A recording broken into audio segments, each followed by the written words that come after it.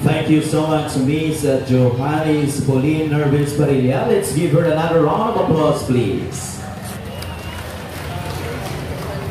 And now to share with us what to look forward to in this meaningful 3D event, let us give a warm welcome and a big round of applause to our Municipal Administrator, Attorney Linwell John M. Nervis. A big hand, please.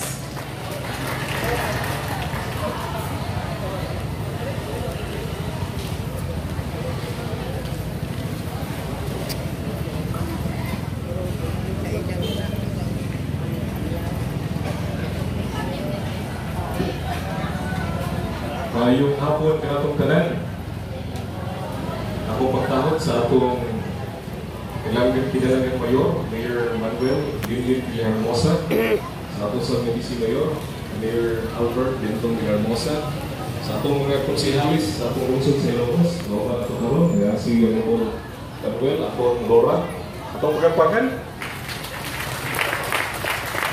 kasap si Honorable Aling Bisnar Rioma, Bansang nato si Honorable President Zarapi, o si Honorable President Nervis.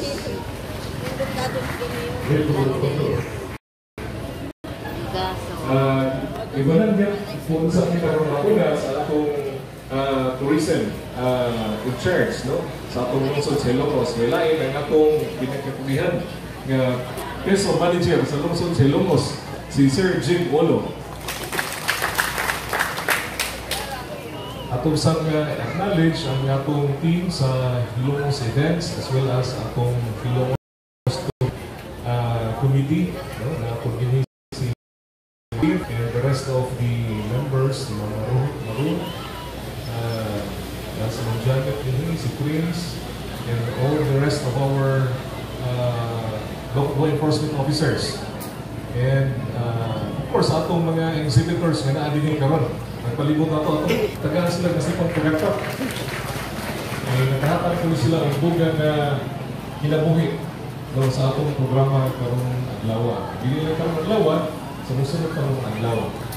Kung inyong nakita, kung inyong akong nahibawan karong adlaw, mao ang atong ika-120 city nga kasumaran sa atong kagawasan. 127th Philippine Independence Day. Kunya, atong proyekto mong gipunong ang maong kasaulugan sa ato sa programa sa turismo sa atong lungsod sa Ilongos nga nakita ninyo diha, no, sa atong screen, no? Ang linaw-linaw magsanya sa plaza. Kasama ni Mayor Linlin. Sa kanunay, hugot ang iyang pagsuporta sa atong mga pagpakita sa iyang mga programa mahitungod sa turismo, apil ang negosyo, apil po ang paghatag o panginabuhian, no, din sa atong lungsod sa Ilocos. Ang atong programa karon, as I said earlier, no, this is in line with the 127th Philippine Independence Day. Ang maong kasaulugan, nagpunting man sa tema, tulog ka tema, no? Ang kalayaan, kinabukasan, kasaysayan, atong kagawasan, ang atong kaugmaon, ug ang atong may kasaysayan eh. Kagahapon, may kagahapon kami. Sakit sa dulughan. Hindi din malipay yung kagahapon. Nanay, tulog ka mga tema. Muna, ang tulog ka mga tema, atong apod sa tulog ka adlaw. No? Karong adlaw, sentro ta sa tema nga kagawasan o kalayaan.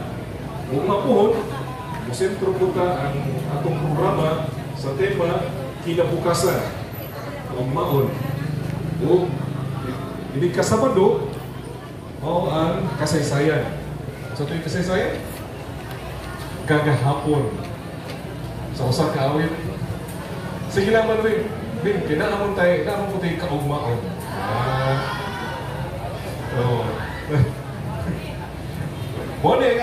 programa, gibahin-bahin ni o pipilat ng mga tema. No?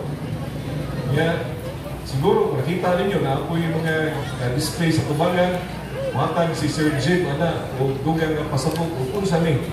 No? Kaya kabahin ni sa atong programa no, sa kagawasan. Atong ma-expect karong adlaw na dunay mga pasundayan sa atong mga lokal na mga talento no? Sa atong lungsod sa Ilongos. Sa atong mga invited guest po no? Coming from the Philippine Army, uguban pa ng mga organisasyon sa atong lungsod. Doon na po'y pasundayan sa ubang mga grupo mga nagikan sa lalaki na organisasyon din sa atong lungsod. Kung inyo pong makita, doon ay mga nagtingga. Doon ay nag-aso-aso na dito sa kilid. Kaya nag-aso-aso, wala naging nagdaog na diha. Wala nagdaog. Nagsugod na o painit sa ilahan mga uling. Karong pagtaon, tak-an na sila diha o barbecue. O maghumot ng plaza na to o barbecue o nagdalain ng mga dessert no? Ay coffee sa pamaning ubalin ay mga kamo na lang isuro niya o yung taon diri po sa Pikas atong pasalamatan po na Ma'am Elma din atong municipal agriculturist doon na po'y display din ang atong mga lokal na mga farmers no? Ang atong mga mag-uuma sa atong lungsod sa Ilongos. Pabagi na sa atong pag-ingon kagawasan. Sila din naningkamot na makatalong. Kita po bupalit. Aron po hingsog ang atong panglawas. Makatabang po ta sa ekonomiya sa atong lungsod sa Ilongos. Iyo po makita sa uyo, doon na po yung mga hulagway diha. Doon ay sa photo exhibit. Photo exhibit. Mula na ninyo lang mga hulagway sa luyo na nakakabutan. Kaya muna ang hulagway sa atong lungsod sa Ilongos, sukat pa niya itong as early as 1920s or 1800s siguro na abang gani niya. Kasi makita ninyo lang mga naong sa inyong mga lulo, lula, nanay, patay, naanay, napatay, wala mo kailan. Naanay mga hulagway. Bisitahan ng mga photo exhibit kaya muna ang kagahapon, no? Kagahapon sa atong lungsod. Matod pa, ang karon kung ang kaniadto. So, ang kaniadto, naningkamot sila, ang atong naunang ng mga mulupyo din sinungos, naningkamot to, na makahatag o usa ka hapsay, pamugaway na komunidad nga gitawag na to lungsod sa Ilongos. Kung mao kita karon, benepisyo no, sa maong pagpaningkamot sa atong mga nauna ng mga leaders sa lungsod sa Ilongos. Mao nga, kini nga kasabog na to karon hangtod sa Sabado, ang atong katuyuan mao ang pagpakita sa atong hiusa. Doon na unity, no?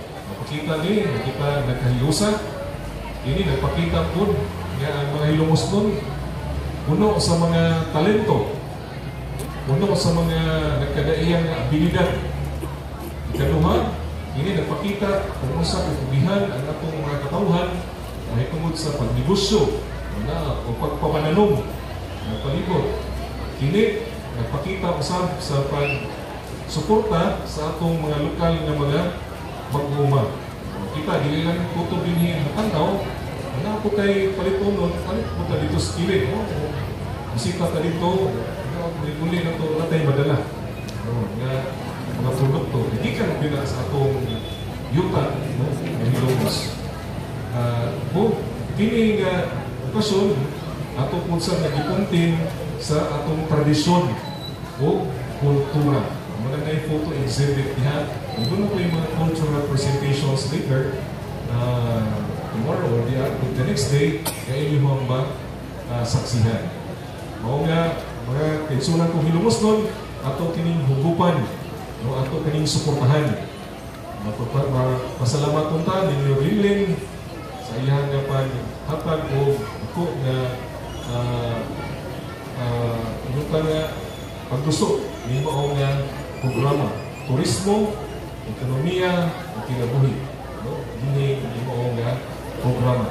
O kinatanan, pasalamat ko sa atong Ginoo, kay hatagan kag maayong panahon. O kaninyong tanan, angat ka, Pilongos